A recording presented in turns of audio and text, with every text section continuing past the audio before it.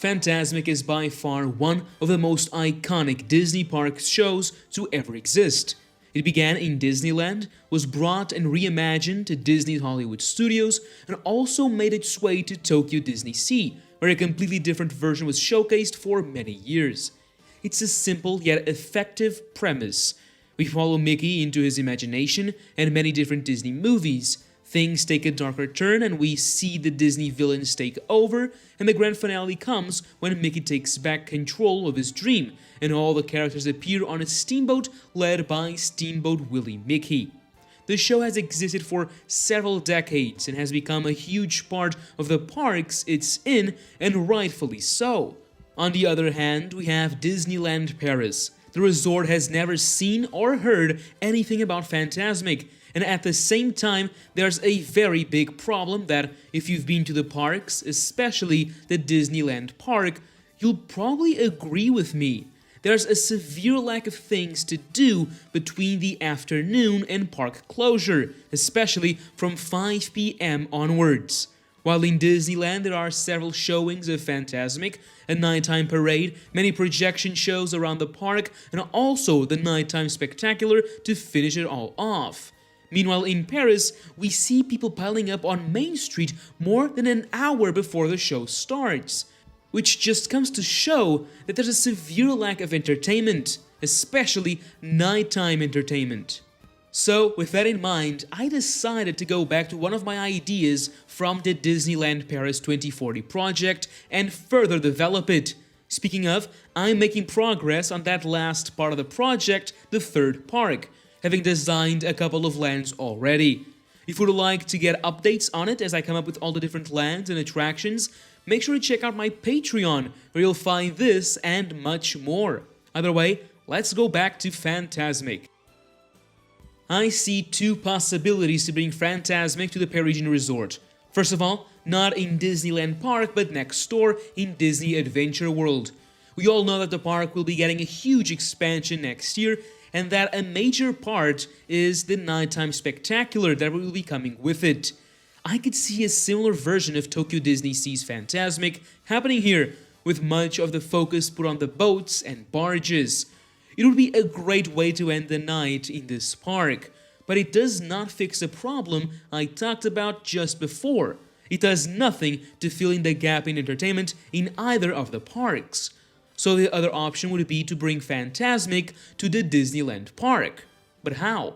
Well, for this I think that the creation of a new amphitheater-like location is the best way to go. I looked around the park and the place that makes the most sense is at the back of Frontierland. The location itself is at the edge of the rivers of the Far West, where an underutilized area is today. For the construction of this, we will have to say goodbye to the Frontierland playground. However, I think that the theme here should carry on, so we'll keep that in mind. Since we're building from scratch, I thought that a mix of both Disneyland's and Walt Disney World's locations made the most sense. So what we have is a multi-level standing amphitheater that, according to my estimates, would be able to hold somewhere around 2,500 people at a time. Being multi-level also allows for much better sightlines. For the design, I took inspiration on what is being built next door in Adventure Bay. If you're familiar with the plans, I'm sure you'll find some similarities. And for the name, I chose Wilderness Bowl to avoid confusion with the Frontierland Theater right next door. For the stage, we are using Wilderness Island, which too sees no activity and has just stood there for 33 years. In this case, I also took inspiration on Disneyland's version. During the day when it's not in use, the stage is just a normal looking house in the wilderness. However, I thought that it could be fun to add something more, and so it also acts as the older Big Thunder Mining Company's headquarters, and there's a lot of hints that this is the case. Of course, in reality, it's an actual stage that hides many secrets, just like its Californian counterpart. There's also a large backstage area for all kinds of support infrastructure that's needed for a show like this. Speaking of infrastructure, you can see how close this is to the Frontierland Theater. This will bring some challenges that we'll later go through, but it also brings several advantages, like the very good and modern backstage areas for actors and show personnel. Performers will make their way to Wilderness Island via a very short boat trip, the same way it happens in Anaheim, and so the creation of a small themed dock would need to take place, making it accessible from the Frontierland Theater backstage areas. Now, building all this only to use it at night felt like a real waste of potential, so I set out to create a second show to be played here daily called Legends of Thunder Mesa, bringing back an old concept for Frontierland, the Cowboy Stunt Show. This location has a few limitations that force us to be creative, and so Legend of Thunder Mesa came to be.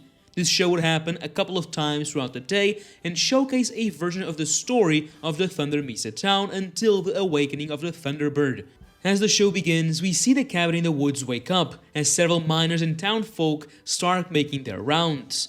It is in fact the headquarters of the company, as I've said, and the boss brags to the audience about all the gold hidden in the mountain and shows several large gold nuggets.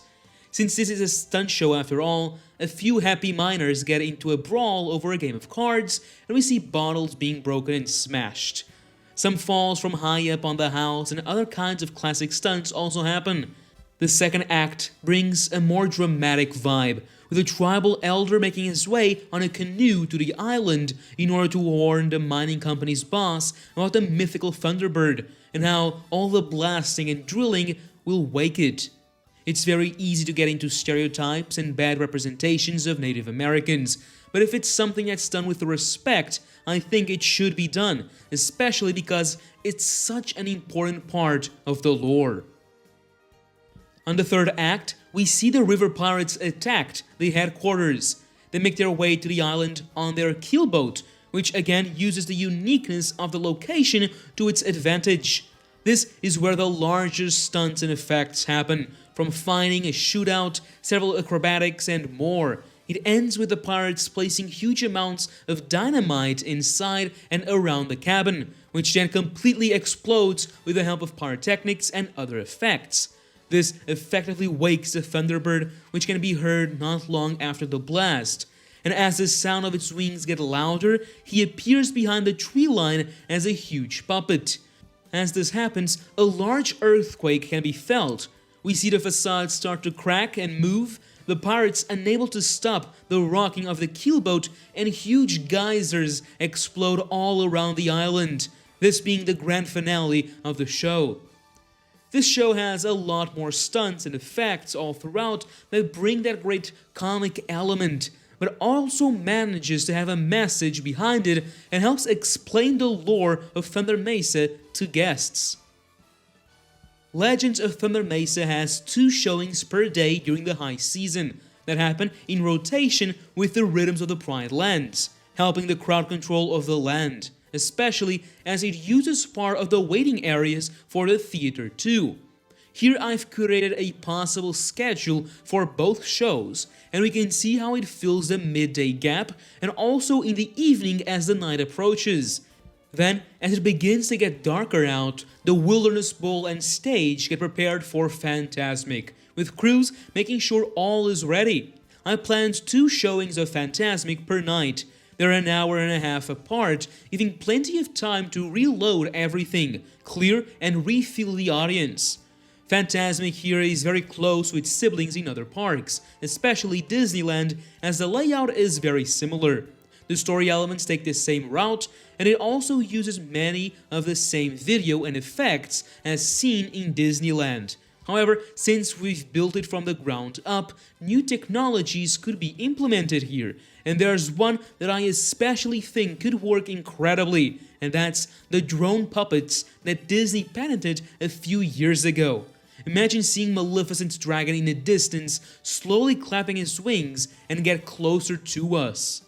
New properties should also be added throughout the show, like what Hollywood Studios did. I think Coco, Princess and the Frog, and Encanto should be added with other scenes either shortened or removed altogether.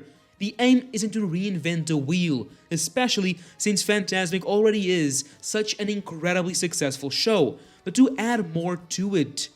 We can also count with all the effects that come with the show, like the water screens, pyro effects, fountains, lights, and several others.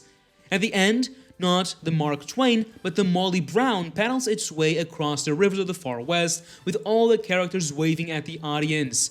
This adds a lot to the show, but also to Frontierland as a whole, because even if you're not in the Wilderness Bowl, it's almost like a mini boat parade is happening, and the Fantasmic finale music would also be pumped into the entire land following the boat.